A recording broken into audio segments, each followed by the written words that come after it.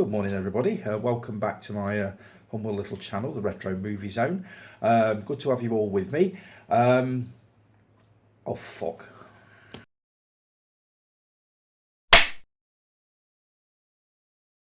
Good morning, everybody. Welcome back to my humble little channel, the Retro Movie Zone, for another hour of me, you, and a brew. Just me basically sitting here chatting stuff, reading comments out, showing you a few bits and pieces, that kind of thing. So I will start with a warm welcome, a very warm welcome to two of my oldest, dearest friends. They came to see me a couple of days ago. Ralph and Kay. I've known Ralph since school, Kay nearly as long. Kay and myself near enough share a birthday. I think hers is on the 30th and mine is on the 29th. So we got together for a quick catch up on Friday morning. And I found out during the course of the chat that they're actually regular viewers of the video. I had no idea. I knew that Ralph sometimes watched them, but I had no idea they sat and watched it together. So a very warm welcome to you both. Lovely to see you. They levelled quite an accusation at me, a couple actually, during the course of the 90 minutes we spent together. The first one, absolutely outrageous. Is there anything in that mug of yours, or is it just a comfort mug? It is a comfort mug, like a comfort blanket kind of thing, but there is something in it. I'll tip it over slightly. You can see it shimmering away there. My tea of choice today, and I don't work for these people. Pucker, 3 gingers. It's really nice. The other one was that you really do need to start watching some of these films that you're talking about, which will come as absolutely no surprise to any of you. I have actually done really well this weekend. I have watched, let's see, 1, 2, 3 so far, hoping to get another one in later today. I'll be talking about those shortly. So yeah, I do need to get more films. I do know this. I've got a watch list which is nearly as famous as me. Just bear with me. I've got my notes here. I've minimised them. There you go. So yeah, it is going to happen, and I'm going to get my viewing habits a little more streamlined, let's say. So as I say, lovely to see you, and a very, very warm welcome to the channel. If I'd have realised that you were watching regularly, I'd have said this way before now, but always good to do it anyway. So, right, where do I start? What have I got here? I had another look last weekend. I've not looked this weekend yet at Amazon to check out what is coming out Blu-ray 4K wise in time for Christmas. And do you know what? There is still nothing, as far as I can see, that jumps out at me and says, wow, gotta get that, that's going on my Christmas list. Nothing much at all. I was really, really surprised. Rob's been asking me what I want for my birthday. I've struggled with that as well. I've had to go onto HMV and basically sort of screenshot a load of bits and pieces, because he won't shop online. He hates online shopping. Don't do it. So I basically have to screenshot a few bits. He'll pop into HMV and just basically give him the phone and say, have you got this? That kind of thing. So so I've done that, and they're mostly movies, and there's a reason for this. They are mostly movies that I've not got on either VHS, DVD or Blu-ray, or that I desperately want to see on 4K, and that list is getting smaller. So hopefully the ones that I get, and I have told him to get me just 1 stroke 2, but I guarantee you we won't get the bleeding lot.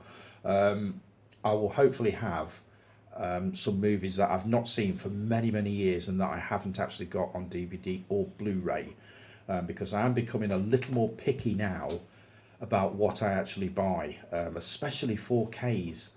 I'm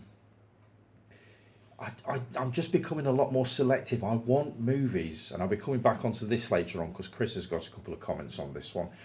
Basically movies that are a vast, huge improvement on the Blu-ray versions. Otherwise, I basically don't think it's worth it, because all I seem to be doing is replacing perfectly good Blu-rays with 4Ks that are not much different quality-wise to them. So I'll come back onto that one in a bit. What have I got? I was going to do an unboxing, wasn't I? So I'll do this very quickly of the new Quatermass box set. If I can just reach over, just bear with me. Here we go. Now, I did show this off a little bit last week. That's basically that. If I just take the cellophane off. Now, this is the first time I've been into this, so just bear with me. There we go. So I'll just tip this out. There's all the bits and pieces coming out. I'm probably going to fall all over the floor. There's the cardboard bit that goes with it. And what have we got here? Let's have a look. Oh, an inner box. So the inner box looks like that. This is Quatermass 2, by the way. That's that. Bear with me. Right, we've got all the discs in this very nice looking folder, which I will try to do without the discs falling out, which I think happened last time. There it is. Now you've got 1, 2, 3, 4. You've got 5 discs on this. There are different versions of the film, like the US version, cut version, uncut version, all that kind of thing. Oh, getting this back in is not as easy. There we go. That's those, and then you get another poster. I should actually frame these. I'll just. How nice is that? Just back up a bit. There you go. That is nice, especially that side. That would look grand postage. So that's that. You also get these lovely little art cards, which are like, get closer to you. Okay. There you go. They've all got that on the back. There you go.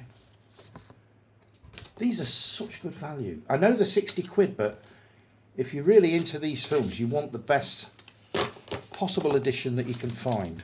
Wow, the film is a graphic novel. They've taken such care with these, as I said with the last one. So it's basically a comic book of the movie, which I will read, and also volume 2 of the Quatermass papers. And this is the story of, God, this is a nice looking book. Loads of artwork, loads of text, basically detailing the story of the movie, the production, the stars, all of that sort of thing. That is a lovely looking set, I have to say. I'm just going to pop that over there. This desk is going to look such a mess by the time I finish today. I've got all sorts of stuff plastered all over it. There's my comfort mug. Here we go. So that's that. Very quickly, thoughts on 3 films that I've watched over the last week or so. One of them I've actually done a letterbox review of, which I'll come back onto in a second. The first one I watched last weekend was Superman, the 2025 version. I won't go into too much detail because you all know what the story is and who's in it and this, that and the other. Suffice to say, I really, really enjoyed it. I know Jason didn't like it. Not sure about anybody else, but I thoroughly enjoyed it. It was a definite hark back to the 70s Supermans with Christopher Reeve. That was my biggest fear going into it, that I would just be thinking about Christopher Reeve all the way through it and thinking, this is not as good, this is crap. It wasn't. It was actually really good. The special effects were superb. The scenes between Clark Gable and Lois Lane were brilliantly handled. The whole story was great. It is one that I would not mind on 4K, to be honest, because I bet it looks absolutely stunning on that format with the special effects and all that sort of thing. So if you're thinking of watching it, I would highly recommend it, definitely. It's definitely worth, 2 hours and 20 minutes of your time. So yeah, the other one was Bring Her Back, which I did a letterbox review of this yesterday, and also put a mini review on the Facebook group. Made by the same people who made Talk to Me, which was the one about the mummified hand that was brought out at parties and the kids held it and they could communicate with the dead. It was a real grim film. Really, really well done. This is by the same directors, the Philippou brothers, in Australia. Um, my God, there is nothing nice about this film at all. It is one of the grimmest, nastiest films I think I've ever seen. But I have to say, it kept me glued. Um, I'd read reviews, I'd listened to reviews. Kermode absolutely loved it. There was a colleague at work who'd seen it, and she said, violent as hell, but really, really good. Obviously, straight off to the parents' guide, I had a quick look through it and thought, oh dear, that don't sound good. Yesterday, I must have had my brave head on and thought, you know what, I'm going to take a look at this and see it for myself. I watched it, and there were a couple of bits that were just, oh my fucking God, Jesus. But I made it through it.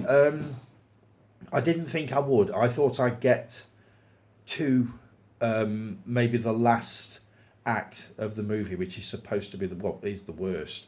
And I thought, I'm going to end up either turning it off, or I'm going to be hiding behind my hands or muting the sound or whatever, which I did at one point, I have to say.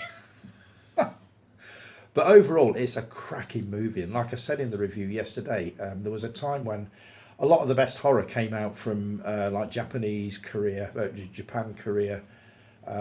Australia is now the place to look, because if the Philippou brothers are anything to go by, we're in for a rough ride with the next one, I'll tell you now. But really, really good. If you've got a strong stomach, stronger than mine, you will really enjoy Bring Her Back. And the other one I watched last night was a movie called Mr. Burton, which is basically about the very early life of Richard Burton, and how he was basically mentored by a guy played by Toby Jones. Really, really good drama. It got me interested enough to want to know more about the later years of Richard Burton. So I've ordered a book called The Richard Burton Diaries, or The Burton Diaries. There's also a Melvin Bragg biography called Rich, which I would love to get a hold of. My notes have gone, just bear with me. You can tell because I go all dark. But yeah, if you get a chance to watch that, it's called Mr. Burton. The guy who plays the young Richard Burton, my God, they've got the look just right. And later on, when he loses the Welsh accent, his voice is spot on. Absolutely brilliant. A cracking performance. I think his name's Harry Lawlett or something like that. But definitely worth a look. It's 2 hours and 5 minutes, but well worth it. Absolutely brilliant. It's a BBC film, so there's a very good chance it will end up on the BBC, probably at Christmas time or maybe before. But yeah, definitely worth a look. So what have I got here? I was talking a bit earlier about nothing coming out in time for Christmas, and then I spotted this. Now this is the latest issue of Cinema Retro, which came a couple of days ago. I was just flicking through it, and on the back, look at this. You see that? Let me get it a bit closer for you. I have been saying for ages that I would love a set of the Doug McClure monster movies, Land That Time Forgot, People That Time Forgot, At the Earth Core, and mostly Warlords of Atlantis, which I absolutely adore. This on the back of here is an Australian release from Imprint. Now this is where I got my copy of Capricorn 1 from. Do you remember when I ordered it? And I wasn't 100% sure, just bear with me. There is tea in it. I wasn't 100% sure it would actually play, but Region 4 Blu-rays do play in the UK. So this set, I believe, is about 120 Australian dollars, not including shipping, which works out at about 50 or 60 quid, which ain't bad for 4 movies, but you get all 4. It's in a series called Tales of Adventure. It's Collection 9, and it does include them all. I've been onto their website, and it looks a really nice set to get.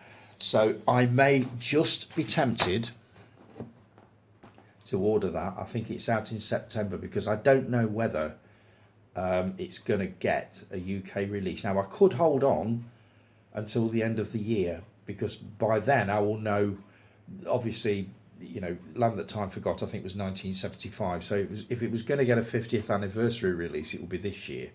Um, but I'm just tempted to get it anyway because it's not going to be much cheaper. The only thing is there are two duds in there, At the Earth's Core and The People That Time Forgot, which I'm not overly keen on. But to get the other two, do you know what? It'd be worth it, and I would have that full set that I've been bleating on about for weeks. So watch this space because I will give in to that. I'm fairly sure of it. Right, I'll start on some comments. David, we'll start with David. Morning, Dave. What are some of your favourite musical documentaries? God, I've got a list here. Studio 54, I really enjoyed that one. That was basically the background of the legendary New York club in the 70s. Moon Age Daydream, the David Bowie documentary from a couple of years ago about that was worth a go.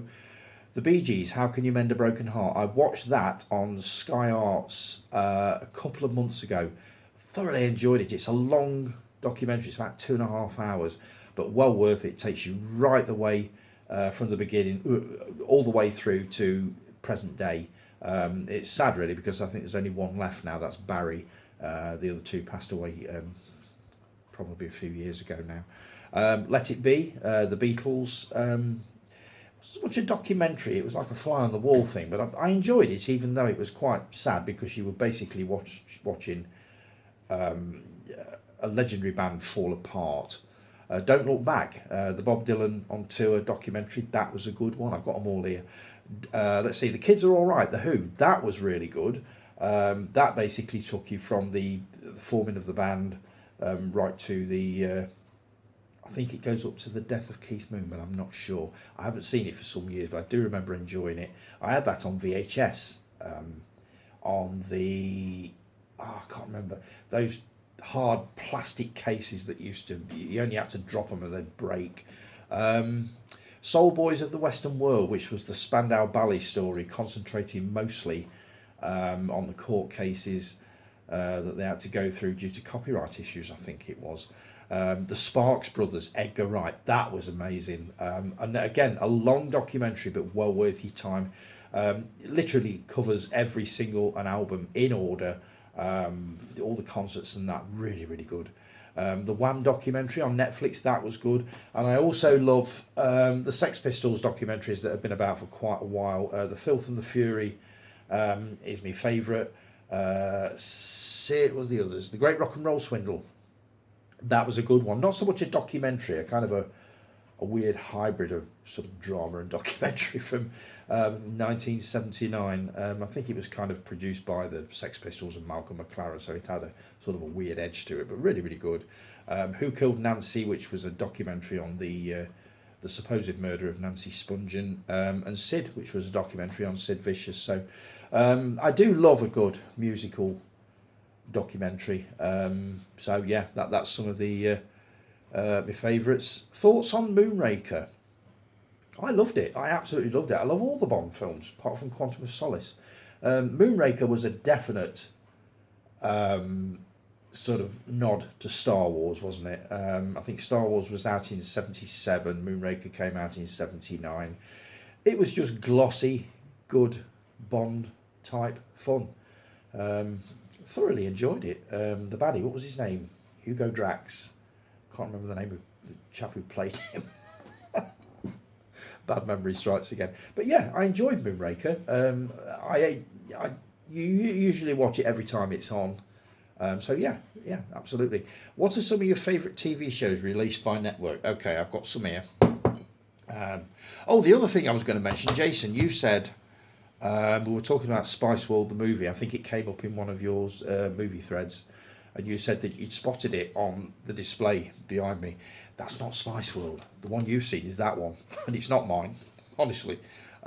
Spice Girls, an hour of girl power, and it's basically just the videos to the songs that they release. So, not Spice World. I would have it definitely, but I haven't got it at the moment. So just that's the one.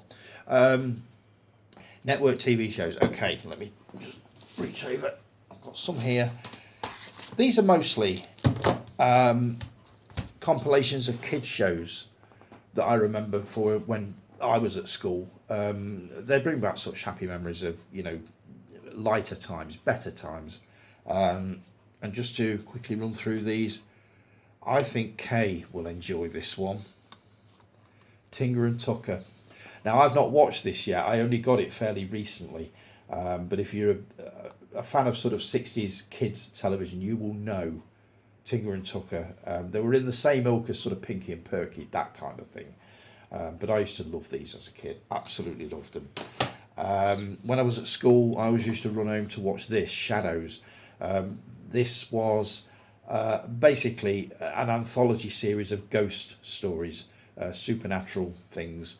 There was one I do remember set in a school after hours, with two lads who were kept behind to do sort of detention and stuff like that, and didn't realise the school was haunted, which was pretty alarming in its time. One of my favourite kids shows of all time. I absolutely adore this. I tend to watch this about once a year. I'm just coming on to the second series now, and it will get pulled out again next year for sure, round about June time.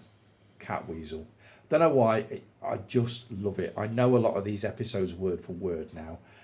Jeffrey Bayldon's performance is absolutely superb. That's the back of that. This is every episode that they ever did, along with a couple of sort of short documentaries on there. Michael Bentine's Potty Time. You probably won't know any of these, Dave, because you're too young, I'm sure of it. But these are the ones that I remember basically from when I was at school. This is just Michael Bentine doing goon type things with puppets. That's basically all it is. But this again was great fun, just wacky and off the wall. You could not go through a school holiday in the summer without having this on, along with the Banana Splits, Why Don't You, The Adventures of Robinson Crusoe.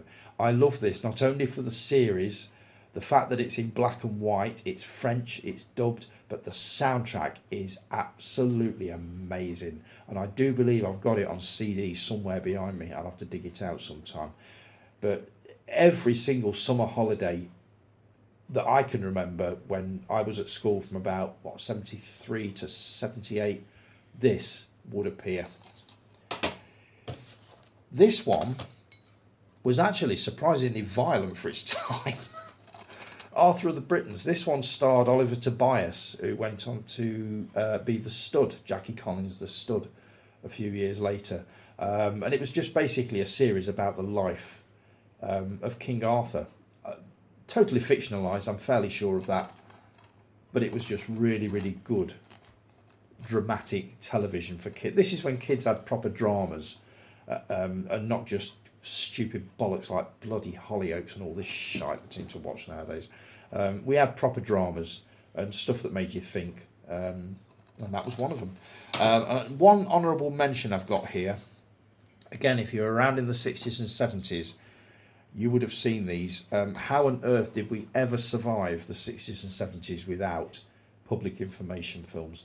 The Ghost of is it The Spirit of Dark and Lonely Water? Which was terrifying at the time, with the voiceover by Donald Pleasance.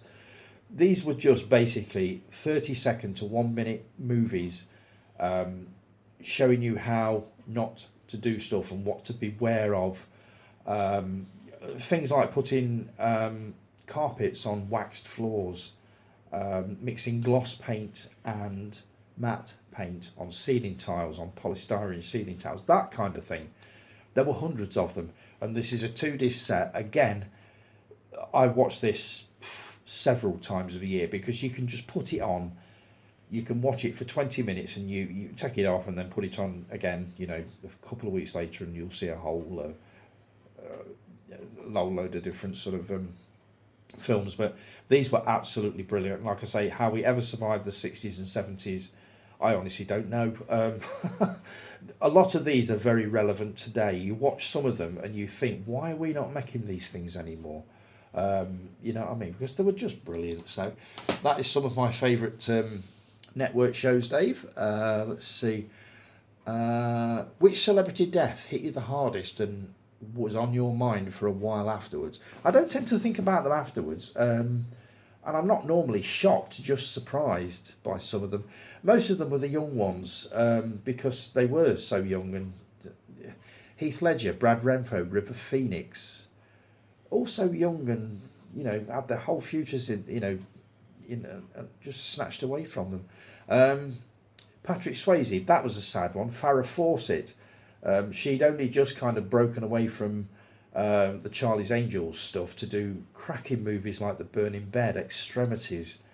She had such a career ahead of her, and obviously was died. I think it was cancer. Elizabeth Sladen caught me off guard. That was Sarah Jane from Doctor Who, the Tom Baker years. Cancer again, so sad. Amy Winehouse, if we're talking musicians, Whitney Houston, two artists that had one hell of a future ahead of them. David Bowie, George Michael, Michael Jackson, they all caught me by surprise. But the one I think that got me the most was probably Robin Williams. And seeing some documentaries sort of recently about him, he wasn't as happy as everybody thought he was. And it seems to be the thing with comics and comedians. A lot of them are tragic figures like Tony Hancock. Kenneth Williams was a really tortured soul. And it tends to be the way with comics and comedians. But yeah, Robin Williams did kind of get to, because I thought, oh, what a shame, what an absolute shame. So that's the ones that I would say hit me hardest, if you can put it like that. And you put me right on something. 747 Strangers in the Night was Saxon, not Black Sabbath. Heaven help me. So Dave, thanks ever so much for that, mate. Much appreciated. Always good to hear from you. Steve Mack, our Criterion guy. Morning, Steve. Hi, Tony. I'm saving a lot with my US imports now with Stackery. I'm going to have a look at that. I now have a US address. All of my parcels go there, and then I can sign them into one parcel and then pay for shipping. I get goods to my door inside a week, which is amazing service.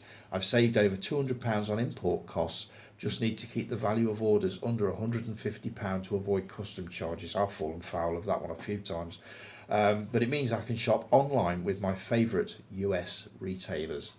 It's a cracking idea, and I will be having a look at it. I don't import very many nowadays. That one that I was talking about earlier, the Doug McClure set, I almost certainly will go for that, but I know for a fact that will play. I should be mightily pissed if it doesn't, I'll tell you, at the cost of 70 quid or whatever it's going to be.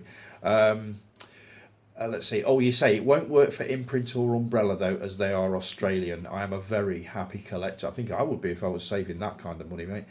Now to give Alien Earth a watch. I was going to start this the other night, but I thought I'd make a few discreet inquiries as to whether I need to watch all of the movies before I embark on it. But I've been told that the only one I really need to have seen is probably the original, which I've seen 1,000 times. So I will be giving that a go at some point. Absolutely. It's on Disney Plus, isn't it? I don't make mistakes on my videos. Lol. Of course you don't. Of course I do. And I swear like a trooper, but it's all edited out. You're on the mend now. Good news. I think you should put together a reel of outtakes like I used to do. I've got probably 3 or 4. I had a few false starts this morning, quite a few, probably 4 or 5. But I'm not going to do it today. They go too long. I think if you go over about 10 or 15 seconds, it's not right. But I would love to see one of your little rants, Steve. I really would, because I can't imagine it ever happening. But I would love to see that. So, right, Chris is the next one. I'm just going to take a quick break because I'm coming up to 28 minutes, and with all those stupid outtakes at the beginning, it's probably taken up some storage space. So I'll be back in just a second.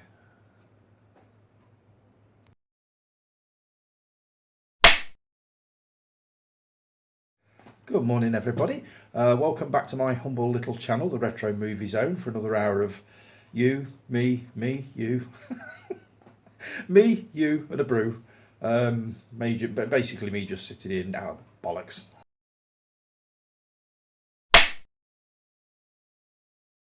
And we're back. Right, 3 mistakes in part one. I just watched the first 15 minutes just to see basically how it looked, and 3 absolutely glaring errors. God, I dread to think what happened in the last 15 minutes. But first one was I didn't finish Steve's comment, our Criterion guy. You finished off, Steve, with saying you're on the mend now. Good news. Thanks, mate. Much appreciated. Yes, much better now. A lot of the stress has gone. What with Maya being poorly and also that jury service saga now being over. So yeah, I'm feeling a lot better in myself. A lot of the aches and pains have gone. So yeah, much better, mate. Thanks for that. The other one was you might have seen me squinting to read the notes. That was because I forgot to enlarge the text, which I always do before I start. The standard size text, I can read it, but with difficulty. So I always enlarge it so the text is absolutely massive on the screen, which is why I'm constantly scrolling up. So I'd forgotten to do that, which is why it looked like I was struggling to read what was on there. And indeed I was. So the other one was I was talking about Superman, the 2025 version, and I was referring to the conversations between Lois Lane and Clark Gable. Oh, Clark Kent, obviously, is what I meant. Clark bloody Gable. Gone with the wind. I don't know where that came from, but that's another one. There were probably more, but they're the ones that I spotted straight away. So apologies for that. I was going to record the whole thing again, but I think it was Guy that said once that don't do that. We like you as your usual bumbling self, so I'll leave it all in. Sod it. So another thing that I forgot to mention, it's something I've got to show off. This was an early birthday present from Ralph and Kay that they bought for me, and they wanted to see me face when I saw this. So I unwrapped this one and I'll show it to you now. How cool is that? It's a xenomorph, as if you didn't know. This was got from a place called, now it's not Ironbridge, I got that wrong, it's is it Ironworks or something like that. They'd been somewhere anyway and they'd spotted this and thought, oh Tony, look at this. This is all made out of scrap metal. There's a chain down there, you can see some sort of a bike chain or something like that, and underneath here, spark plug. How gorgeous is that? Now you might have spotted this on the shelf behind me, and that's where it was going back to when I finished it. But that is a thing of beauty. Thank you so much for that. That is absolutely magnificent. So yeah, absolutely beautiful. Well impressed. Right, I think that was everything from the first half. I'll start with Chris's comments. Early morning Tony time. I will definitely introduce some classic 70s cartoons and TV programmes to Lincoln. He needs to know when the world was a better place. You are so right. And this is the reason I watch them still, Chris, into my 60s, is that they remind me of a better time, a gentler time, when things were... There was no stress involved at all back then. There just wasn't. These kids programs take me back to that time, and for you to show them to your son, who is he what? No, he won't be 1 yet, will he? But yeah, I reckon he will get quite a kick out of programs like Trumpton. Some of the ones that I showed off a little bit earlier, maybe not Shadows, not yet anyway, but stuff like Trumpton, Paddington Bear, The Magic Roundabout, all that sort of thing. They were what made us what we are as far as kids programs go. So that's good to hear, mate. 2 films to highlight how good a movie can be when restored visually and sound wise. We're talking about 4Ks. Visuals: Dracula 1931. Didn't see that one coming. The restoration work they put into this blew me away. It is clear night and day. 4, 3, 2, 1. It is clear night and day how much better the 4K is. I've got all of these Universal Monster movies on VHS, DVD. I wouldn't mind grabbing that set that you recommended me The only thing is, and the only reason I'm hesitating is that they've only got the one film on each 4K disc. These DVDs have got not only the original Dracula from 31, but it's also got 4 or 5 spin-off movies, Dracula's Daughter, House of Dracula, all that kind of thing. But I'm very, very tempted to get that one set, just to take a look at the restorations. That's probably going to go on my Christmas list. So I've taken that one under advisement, Chris.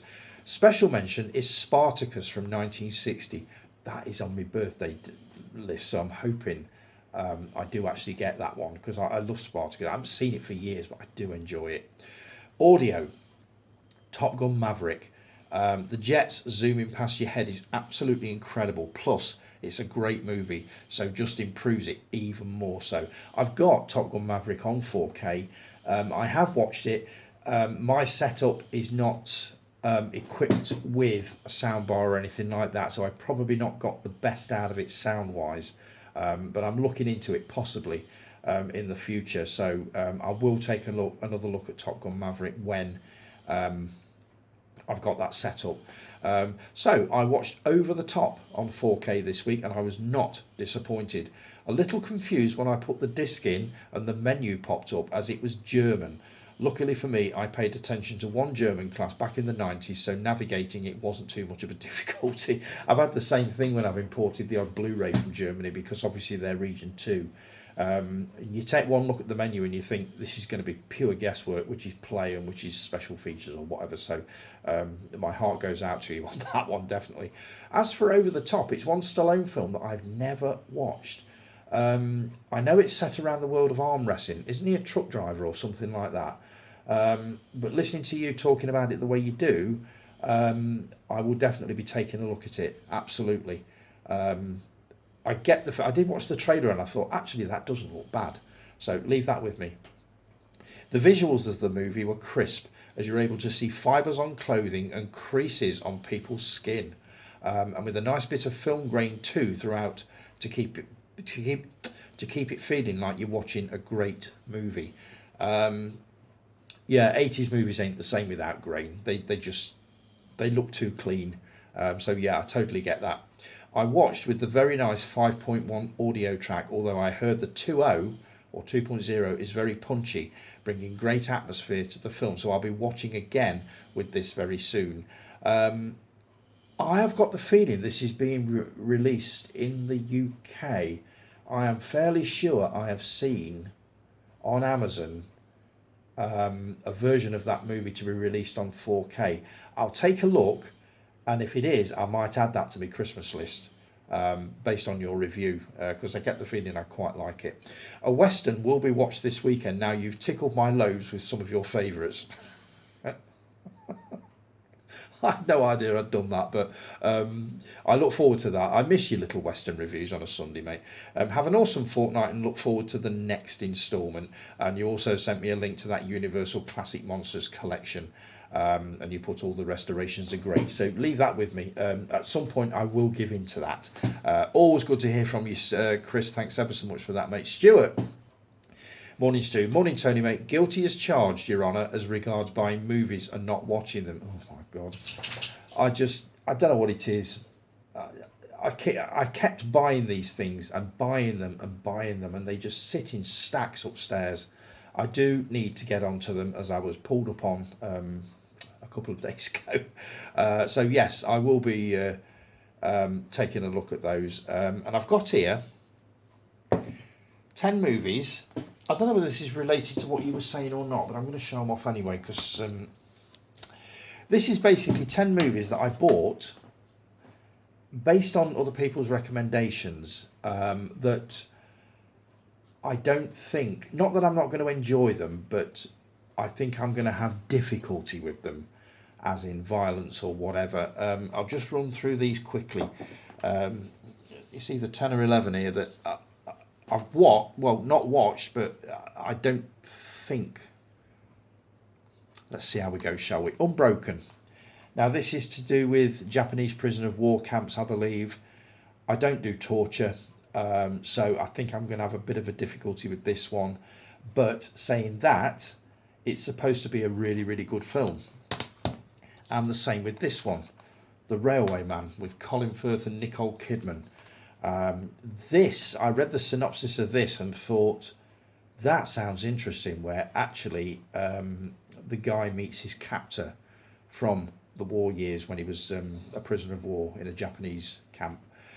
Just curious to know how that plays out. So I got that, but again, I think I'm going to have trouble with the torture scenes. Drive. This is Ryan Gosling.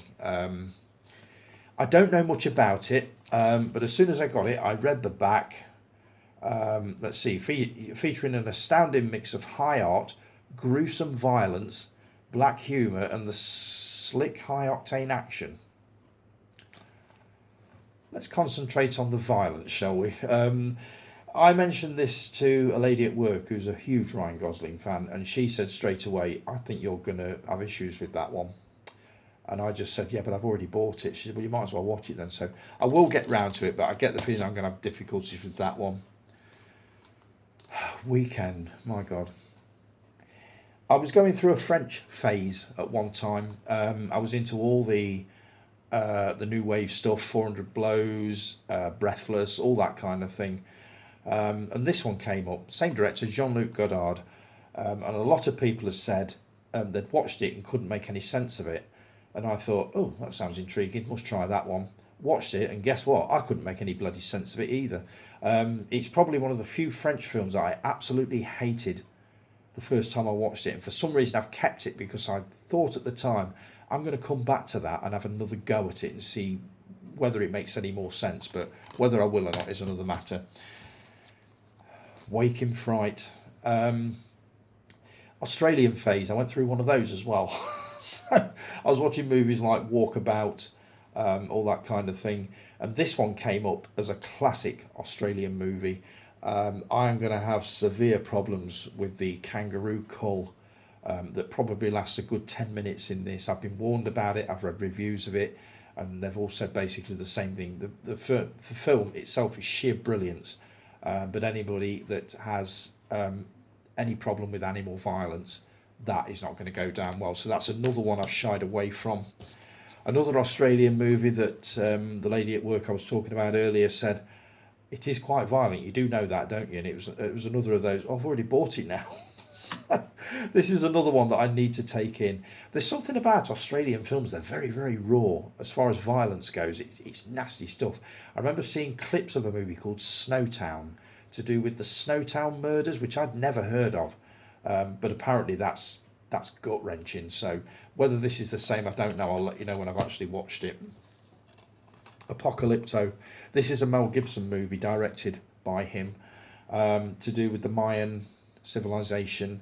I believe there's some animal cruelty in this, so I think I'm going to suffer with this one a little bit, the violence as well.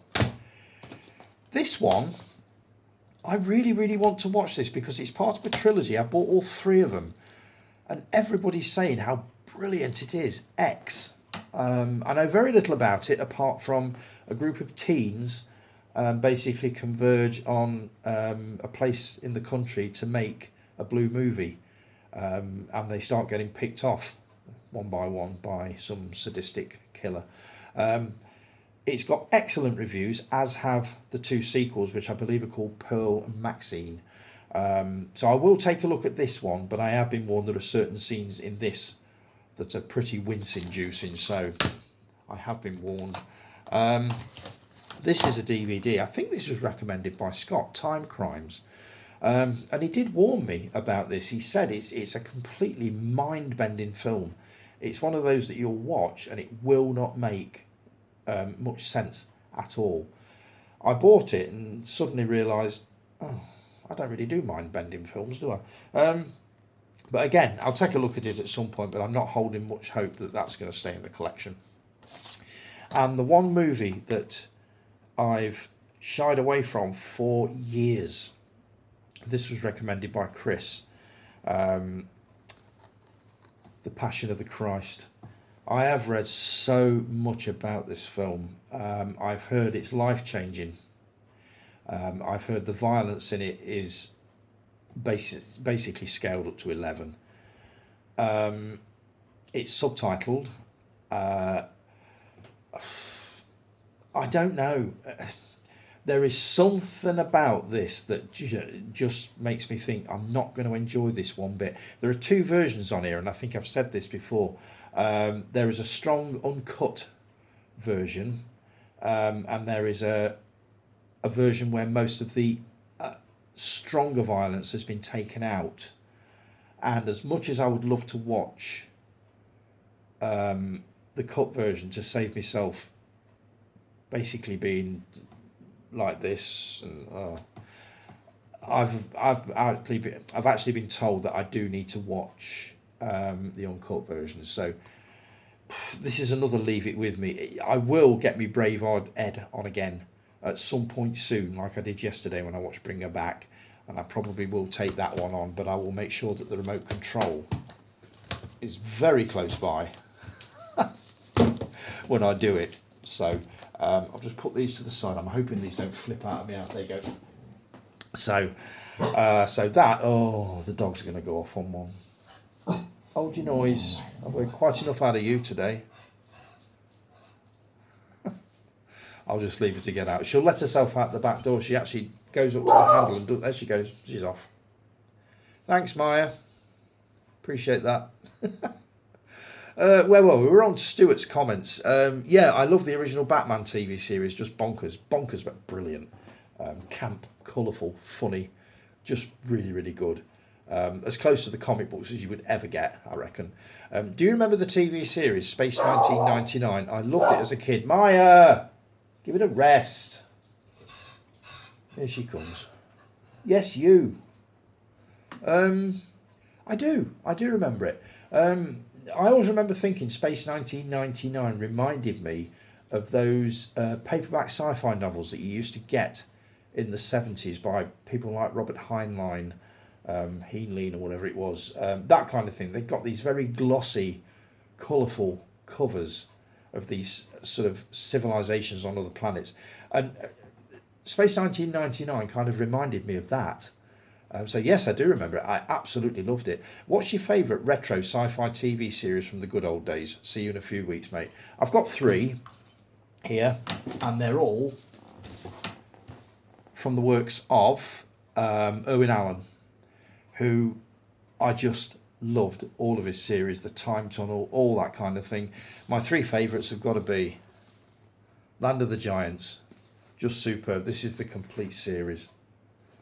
I remember somebody telling me when they repeated this on Channel 4 that they thought the special effects were absolutely crap. I watched an episode of it and thought, do you know what, for 1968 they ain't bad at all. There's a lot of giant sets and stuff like that, a lot of sort of green screen sort of things, but I thought the special effects in this was superb, and it was one of my favourites. The other one, which I still enjoy now, Voyage to the Bottom of the Sea, set aboard the Sea View. Typical Irwin Allen, but I absolutely love this. The black and white season was a bit of a dud, but when it burst into colour, my God, wow, loved it. But my favourite of them all has to be, as I'm sure you all know, judging by this guy behind me, Lost in Space. I just remember I think it was either Tuesday or Thursday, I used to visit my nan down on Suffolk Road. Straight from school, I used to go down there. She used to send me to Colson's newsagents to pay a paper bill for her and to add money to a Christmas club that she operated from there, basically saving up for Christmas presents for me. And I was asked to pick a book or something out that she could save for. I was going to bring it down earlier on, but it is on a shelf so outrageously high that I can't reach it. So I'm going to ask Rob to get the ladders out at some point, and I'll show you the book that she bought for me one Christmas. It's just beautiful. I've still got it now. It's over about 55 years old. And when I used to get back from the newsagent, she used to sit me down with me tea, which was usually stew or a fry-up or something like that, and she sat me in front of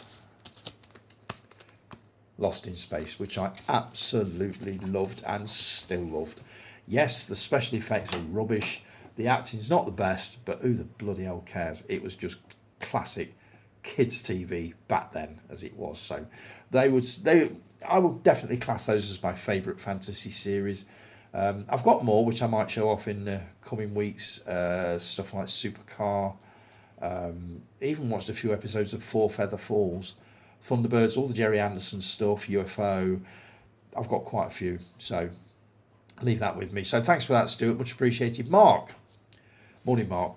Morning, Captain. I did the same as last time. Watched the video yesterday morning, made no notes, and now I can't remember what you said. Welcome to my world.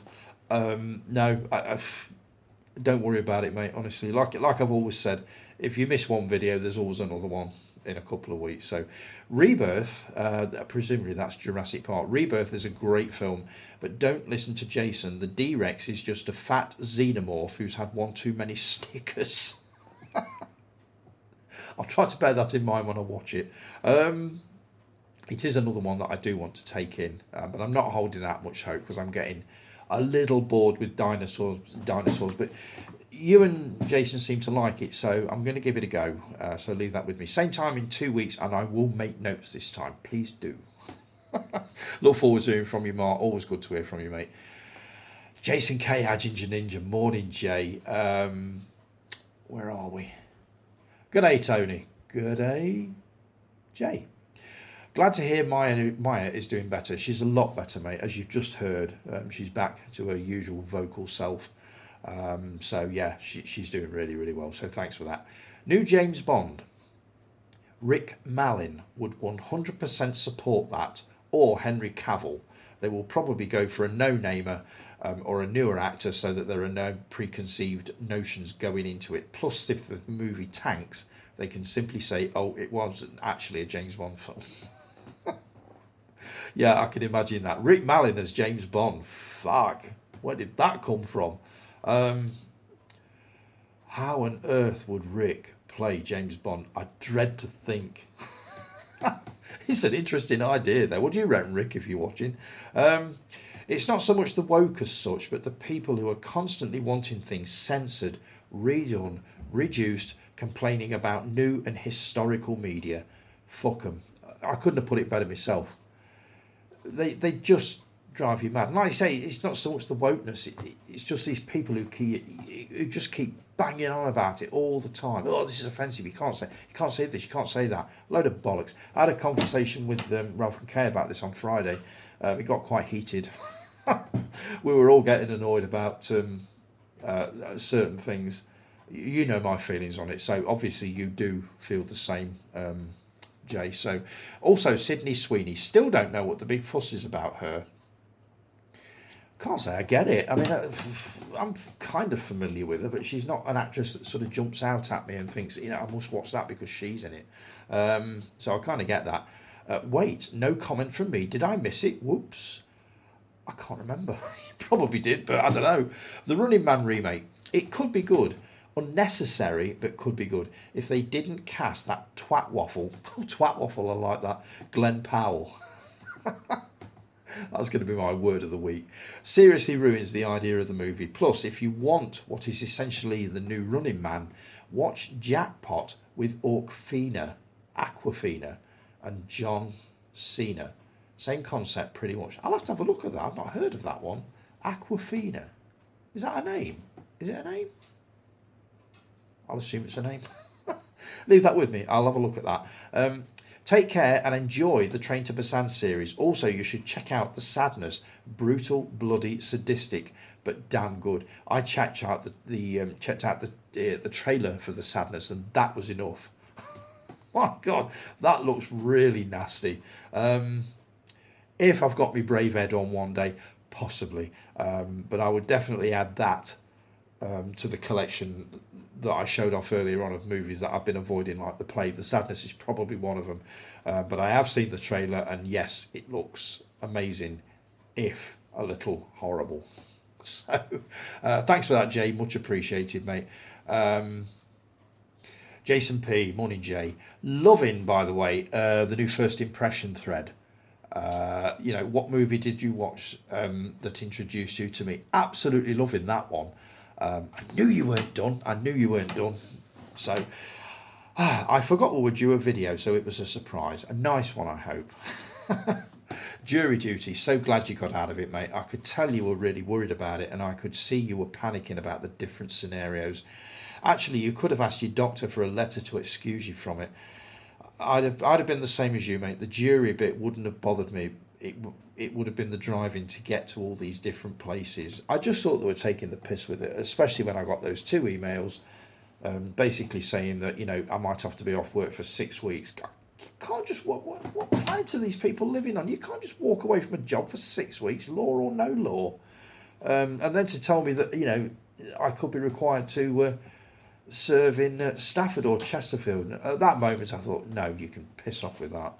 Not having that. So that's when I drafted that email out, which, you know, it was all truthful. There was no lies in there, slight exaggerations, but not much. And obviously I've got excuse from it, and it was a massive, huge relief. It really, really was. As fascinating as the jury, the court thing would have been, as I've never even been inside one. No, it's just not for me. So hopefully I can continue getting excused on the same grounds if it happens again. Hitcher remake. I turned off after an hour. I mean, why watch the same thing you've already seen 100 times before, and of course better than the shite you're watching now? I've never been drawn to it. I know Sean Bean's a good actor. C. Thomas Howell wasn't in it, so that rang alarm bells straight away. But it's just not one that I felt I needed to watch.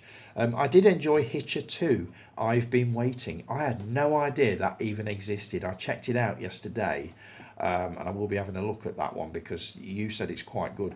That has C. Thomas Howell returning again. You don't see much about this film, but I've seen it a few times now. I presume you've enjoyed it if you've seen it a few times, so leave that one with me. Jurassic World Rebirth is my third favourite out of all of them.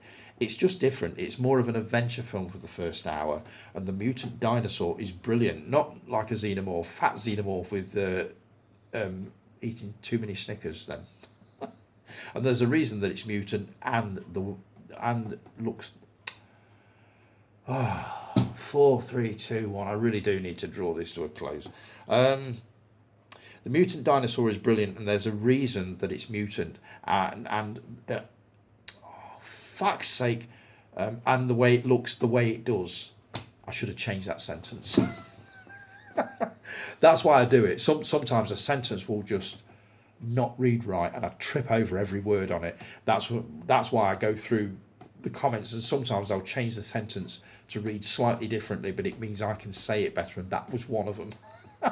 I watched The Usual Suspects last year for my never seen thread. I'd seen the twist mentioned a few times over the years, who it was, etc., but forgot all about it by the time I got around to watching it, and guess what? I can't remember it now. So that's a good thing, surely, because you can watch it again and it'll be a huge surprise. We need a spin-off video, Tony's Rants. Just a 5-minute weekly one of who, what, and where has something pissed you off until the next time. You didn't put Toodle Pip. I could do that if you want, rather than including them on this. Yeah, I think that could work, because I've still got some rage in me about McDonald's and what happened on the way home from the Human League gig the other week. So yeah, that's a possibility. I'll take that under advisement. If not, I will do the rant on the next video. So leave that with me. Thanks for that, Jay. Much appreciated, mate. Always good to hear from you. Right, that's all the comments done. I've got a few bits to show off, but I'm coming up to 29 minutes, so I'll just get this one off the hard drive, and then I'll come back for a final sort of 5 or 6 minutes and show off these bits and pieces that I've bought. So I'll be back in a sec.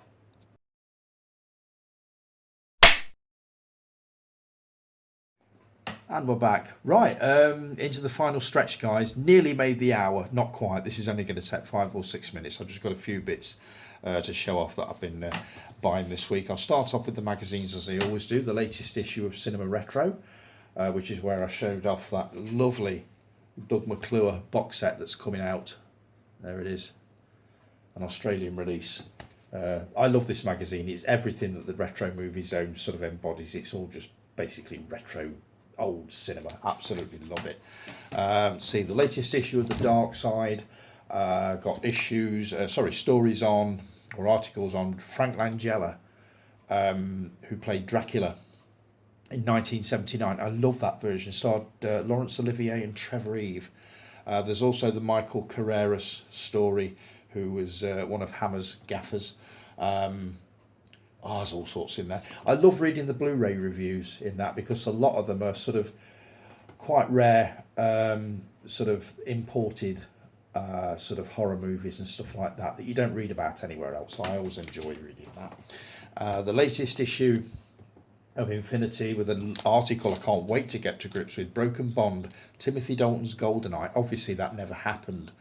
There's an article on Bewitched, the series, an interview with Cynthia Rothrock, Towering Presence, Irwin Allen on the big screen. That one I can't wait to read. Big fan of The Swarm, as you know, and all his disaster movies. And also something on Patrick McGowan's stage career. It'll be nice to read something that doesn't revolve around The Prisoner. Always enjoy reading that. The latest issue of Film Stories. This has got to be the thickest magazine I get. But again, you've got articles on independent cinema, and all sorts of other stuff that he doesn't mention here. The Thursday Murder Club, Alex Cox on Movie Drone, making the UK's best ever film show. I used to love Movie Drone. That really pandered to my love of sort of independent cinema and stuff like that. I used to love Movie Drone, so looking forward to reading that. Latest issue of Doctor Who magazine, which will be winging its way towards Guy when I've done with it, along with a load of other magazines that I will be starting to sort out very, very shortly, because I'm being nagged like hell about all these magazines that are lying about the place. So you will be getting hold of that one, Guy, at some point. And again, pandering to my love of independent cinema, the latest issue of Sight and Sound. What have we got here? More of the greatest films you've never seen. Articles on Peter Sellers, Sang Lee, all sorts in that. Always enjoy a good read of that. And a small handful of Blu-rays, and I do mean a small handful.